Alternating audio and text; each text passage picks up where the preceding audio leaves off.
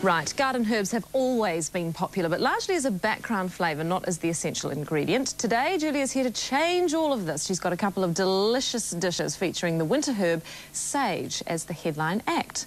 Good morning. Hi there. Mike's already been into it, unfortunately. Yes, so but tell us about what's left. He took one from the dish before I arranged it, so that's okay. I let him off.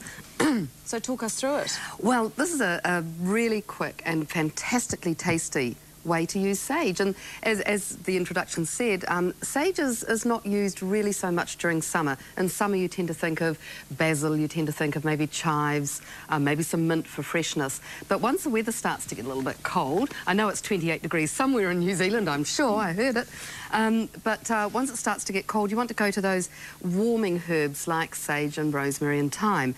And sage, it was very popular in the 1960s. I don't know whether your mum used to make the old sage and onion stuffing for the roast chicken. No. No, we draw a blank there? No, there wasn't a lot of baking and home cooking in my life. Okay, all right. Oh, this is sad. I shouldn't have raised it. Moving right along. Okay, well, a lot of people did have sage and onion stuffing. It usually came out of a packet. The sage was very, very strong, and I think it turned a lot of people off. And in fact, my kind of introduction to really good sage came in Italy, and this little dish I've got here today is Italian. Now, all it is pieces of chicken breast. In Italy, they'd use veal, but I've used chicken breast instead. And just skin bone chicken breast, cut into little squares, cover each one with a piece of ham and a little sage leaf on top. We're talking ham off the bone here, that's any sort of ham? Sliced ham. Yeah, yeah. Okay. You don't want expensive, right. you know, chunky pieces, quite thin, in fact. And then a sage leaf, and I've just secured that all together with a toothpick. Right. Dust it in flour and sizzle it in hot butter on both sides. Yeah, and that, well, the flour, of course, helps it brown. But you do that, I mean, you do the flour afterwards? No, you flour once you've sort of assembled them. You don't know.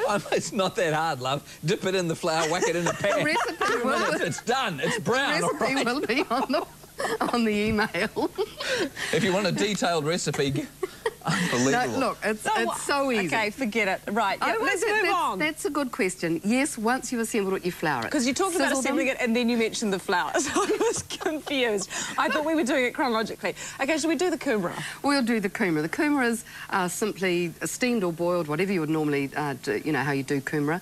And then you make a little sage butter. When you put sage into hot oil or butter, it goes all kind of crisp and you smell this wonderful sort of aroma. It's gorgeous. And in there I've got loads of crushed garlic and some little dried chilies, you know, the bird's eye chilies, and you just put that on the butter until the garlic starts to brown and just pour that over the kumara. And that, I mean, it's got a real hit from the chili and the garlic. Wonderful thing to do. But I wouldn't serve the two together, of course. Oh, you wouldn't. It'd be a little bit much sage. Yeah, too much sage, I think. I'd serve the chicken, and that actually, in Italian, that's saltimbocca, which means leap into the mouth. Fantastic. Little pieces that leap Yeah, it's already leapt into Mike's mouth. And if you want the recipe and very clear guidelines on how to cook it, Biuso at clear.net.nz. Thank you very much. Good, thank you.